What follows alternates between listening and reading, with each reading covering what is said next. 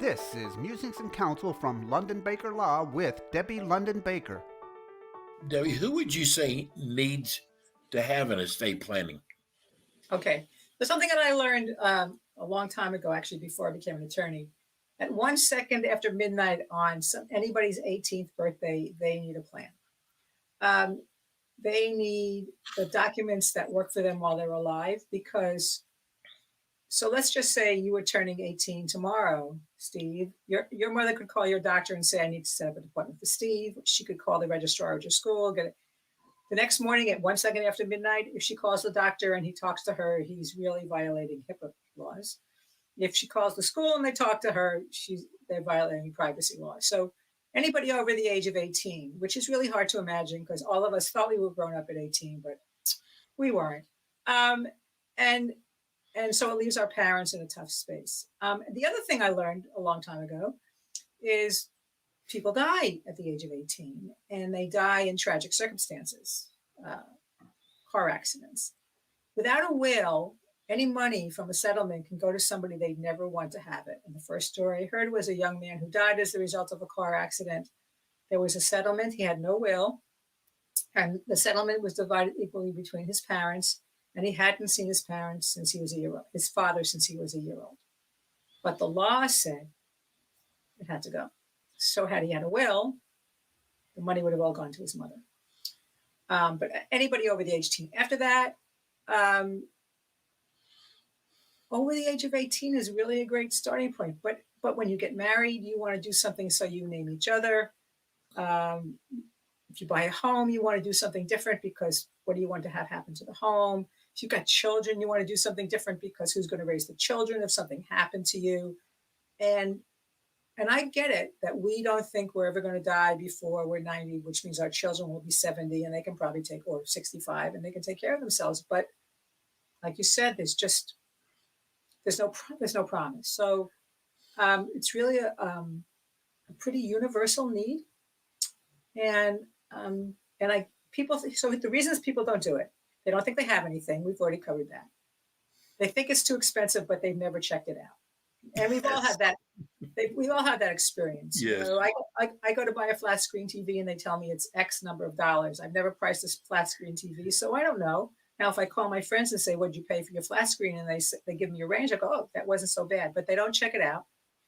And the third reason, truly, and I've had a couple of people tell me this, but it's true, they think they'll die as soon as they plan. There is no doubt they're signing their death warrant as soon as they plan. So they, which it's hard not to laugh at, but it's very heartfelt. I mean, they are convinced. Debbie, look what happened with Terry Schiavo. I mean, here's a woman who did not have a will. Right.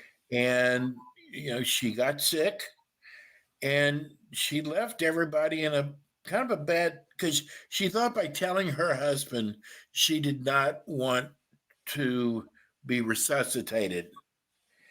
But there was no will. No, and it wasn't the will. It wasn't the will. It was her. Oh, goody, the camera. It was her healthcare surrogate and living will. So she had given her husband no written directions, and right. Her parents could have contested what he wanted to do, regardless. They could have, but they wouldn't have anything called standing because he had priority as her husband. And so the sadness of it was, if we go with the husband's and his attorney's presumption that she did not have sentience, so she didn't know what was going on. The process involving the Florida Supreme Court, almost the U.S. Supreme Court, it lasted years longer than it had to had she had the document. So the tragedy is, and the thing, a book for people to read is called Medicine in the 11th Hour. And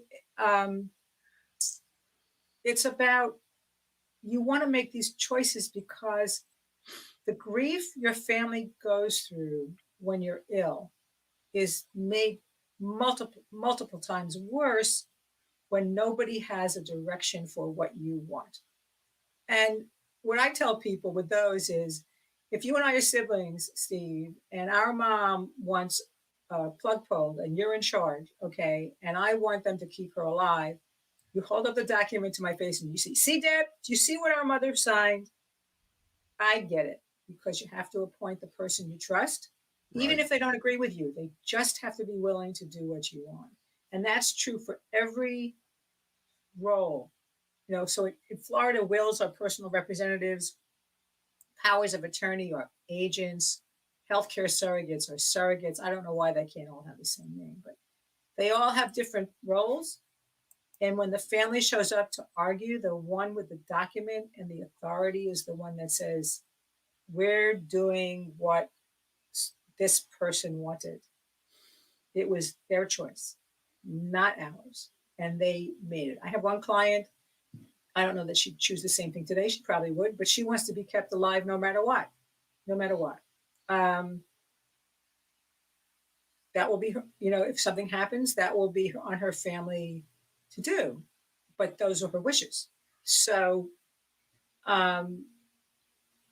it's really hard. Terry Schiavo is the example I use Yes.